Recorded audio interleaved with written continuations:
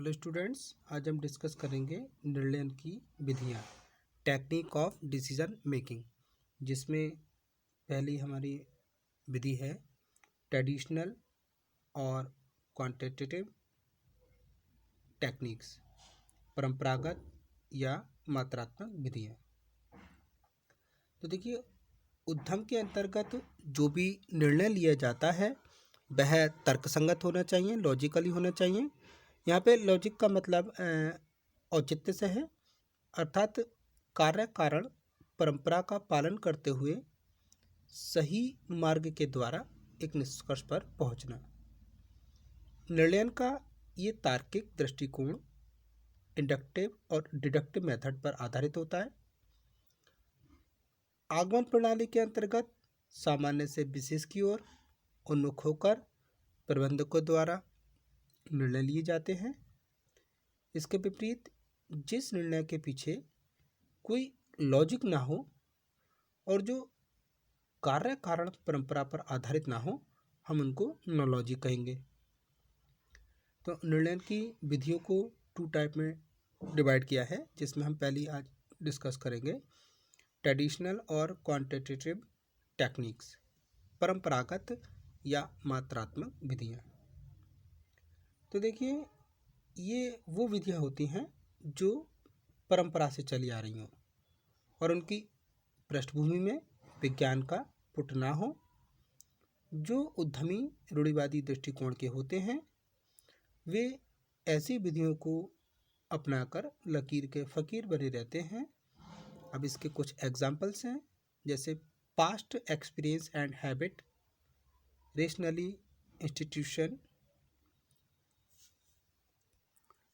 Institutional documents and traditional management principle techniques, group discussion making technique ETC इसमें प्रमुख हैं। तो हम अंडरस्टूड करते हैं कि करके, जैसे पास्ट एक्सपीरियंस एंड हैबिट मतलब पूर्व अनुभव एवं स्वभाव पर आधारित। अनुभव मनुष्य का सबसे बड़ा शिक्षक मार्गदर्शक होता है, कहते भी हैं experience is the best teacher. प्रत्येक उद्यमी केवल स्वयं के अनुभव से ही लाभान्वित नहीं होता, बल्कि समान परिस्थितियों में अन्य उद्यमियों के अनुभव का भी वह बेनिफिट ले सकता है। जो अनुभव समय की कसौटी पर खरे उतरते हैं उनमें डेफिनेटली हमें फ्यूचर में सक्सेस ही मिलेगी। लेकिन इस प्रणाली के आलोचकों का कहना है कि बिरले मनुष्य ही भूतकालीन त्रुटियों या असफलताओं का वास्तविक कारण समझने में कैपेबल होते हैं। दूसरे नई परिस्थितियाँ पैदा हो सकती हैं जिनकी पृष्ठभूमि समस्याओं की पृष्ठभूमि से इतनी डिफरेंट होती है कि उन्हें सॉल्व करने में हमारा जो पास्ट एक्सपीरियंस होता है वो बिल्कुल बेकार सिद्ध हो जाता है।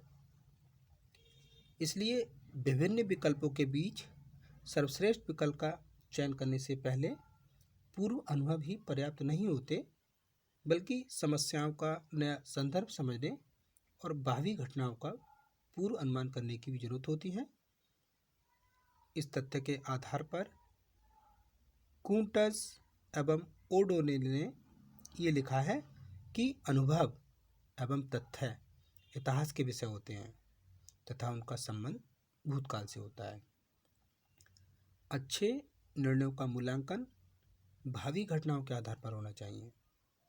इसलिए निष्कर्ष के रूप में ये कह सकते हैं कि आंख बंद करके केवल पूर्व अनुमान पर या पूर्व अनुभव पर आधारित होना त्रुटिपूर्ण होगा।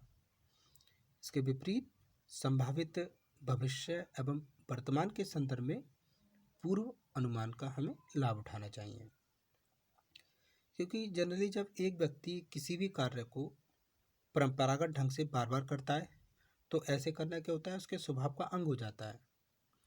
यही कारण है जब उद्यमियों से ये क्वेश्चन किया जाता है कि वे डिसीजन किस मेथड से लेते हैं, तो उनका जवाब यही होता है कि डिसीजन लेना तो उनका स्वभाव बन गया है, वे रोज़ डिसीजन लेते रहते हैं, लेकिन किस मेथड्स के अनुसार लेते हैं इस बात की जानकारी उन्हें नहीं होती।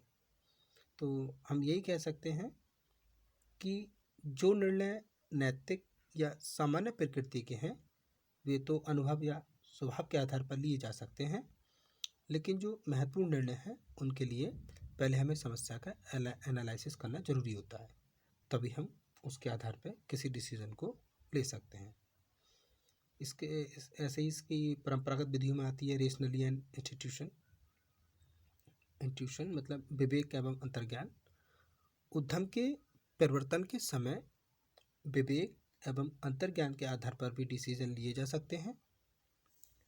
इस विधि के अनुसार डिसीजन लेते समय उद्यमी के मन और मस्तिष्क में मनोवैज्ञानिक प्रक्रिया कार्य करती है। निर्णय की इस तकनीक को अपनाने से अनेक प्रॉफिट होते हैं, क्योंकि इस विधि से डिसीजन हम जल्दी ले सकते हैं, शीघ्रतापूर्ण डिसीजन लिए जा सकते हैं। निर्णयकर्ता की भावनाओं की भी संतुष्टि होती है और इसके साथ कुछ इसमें डिफेक्ट भी पाए जाते हैं, क्योंकि ये विधि एक तो विवेकपूर्ण नहीं है, इसमें भावनात्मक तर्कों को ज़्यादा स्थान दिया जाता है, और ये विधि साइंटिफिक भी नहीं है, क्योंकि इसमें स्थिति की कल्पना करके निर्णय लिए जाते हैं। इसके अनुसार निर्णय को समूह में क्रियान्वित करना काफ़ी कॉम्प्लिकेटेड होता है, क्योंकि सभी व्यक्तियों की हम अगर भावनात्मक स्थिति की बात करें तो वो भी समान नहीं होती है। इसके अलावा इंस्टीट्यूशनल डॉक्यूमेंट्स एंड ट्रेडिशनल मतलब संस्थागत प्रलेख और परंपराएं। तो इस विधि के अंतर्गत उद्यमी संस्थागत प्रलेखों और परंपराओं का उपयोग करके भी डिसीजन ले सकते हैं। तो इसमें जो प्रलेख होते हैं, जैसे संस्था की नीतियाँ हुई, संस्था के नियम हुए, संस्था की कार्यविधियाँ, संगठन का स्ट्रक्चर मैनुअल आदि। अधिकतर सभी संस्थाओं के अधिकांश दैनिक क्रियाकलापों संबंधी निर्णय इन्हीं प्रलेखों के आधार पर लिए जाते हैं। इससे भी हमें काफ़ी प्रॉफिट होते हैं।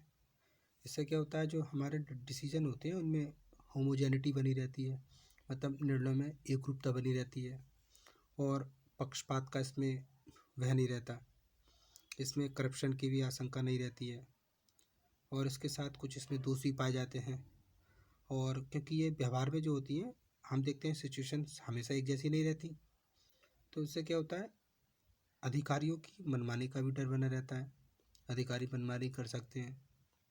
इसके साथ ही उद्यमियों की दृष्टि से ये विधि अगर देखें तो अनसूटेबल है।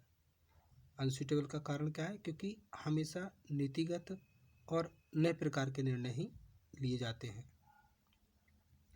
इसके अलावा मैनेजमेंट प्रिंसिपल्स टेक्निक प्रबंध सिद्धांत विधि, ये भी हमारी परंपरागत या मात्रात्मक विधि के अंतर्गत आती है। तो इसमें क्या होता है, प्रबंध जो उद्यमी है वो प्रबंध के प्रिंसिपल जो होते हैं, सिद्धांत होते हैं, उनके अनुसार डिसीजन लेते हैं, लेकिन हम इसको वैज्ञानिक नहीं कह सकते इनकी विधियों को, क्योंकि कभी कभी बदले हुए इन्वायरमेंट के अनुसार सिद्धांतों के विपरीत भी हमें डिसीजन लेना पड़ता है। तो इस प्रकार से हम इसको वैज्ञानिक विधि नहीं कह सकते। इसके अलावा नेक्स्ट है हमारी ग्रुप डिसीजन मेकिंग टेक्निक, सामूहिक निर्णय विधि। सामूहिक निर्णय विधि में क्या होता है कि इसमें जो भी डिसीजन लिए जाते हैं वो समूह के विचारों के अनुसार लिए जाते हैं, मतलब इसमें एक व्यक्ति का डिसीजन नहीं होता, ग्रुप में बहुत सारे लोग होते हैं, उनके समूह में जो विचार लिए जाते हैं वो समूह में लिए जाते हैं। इसमें सहभागिता, परामर्श, सुझाव आमंत्रित करके समूह के विचारों को जाना जा सकता है कि समूह के क्या विचार हैं, किस बात को लोग ज़्यादा मान रहे हैं, उसके अनुसार उनके समूह के विचार को महत्व दिया जाता है। तो अगर समूह की बात करें तो इस विधि को अपनाने से निर्णय में टाइम ज़्यादा खर्च होता है, क्योंकि अलग अलग समूह के लोग होते हैं, वो अपने अपने विचारधारा रखते हैं, तो जो विचारधारा प्रबल होती है उसके अनुसार डिसीजन प्रोसेस की जाती है, डिसीजन लिए जाते हैं। और ऐसे निर्णयों में क्या होता है, जो राजनीतिक प्रभाव भी क्या होते हैं उत्पन्न होने लगते हैं। तो जो राजनीतिक प्रभाव होते हैं वो उद्यम के विकास के लिए एक रुकावट का काम करते हैं, वह उद्यम के विकास के लिए बाधक हो सकते हैं। इसलिए निर्णय की परंपरागत या मात्रात्मक विधियों को अपनाने वाले उद्यमियों को हम लकीर के फकीर को कहते हैं, क्योंकि प्रत्येक उद्यमी इन परंपरागत विधियों से लाभान्वित नहीं हो सकता, क्योंकि समान परिस्थितियों में अन्य उद्यमियों के अनुभव का भी वो प्रॉफिट ले सकता है।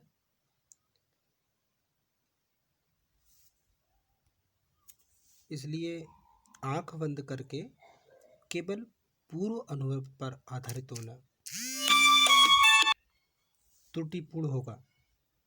इसके विपरीत संभावित भविष्य एवं वर्तमान के संदर्भ में पूर्व अनुभव का लाभ उठाना चाहिए, क्योंकि अभी हमने समझा था कि जब एक व्यक्ति किसी कार्य को परंपरागत ढंग से करेगा तो ऐसा करना उसके स्वभाव का अंग हो जाता है।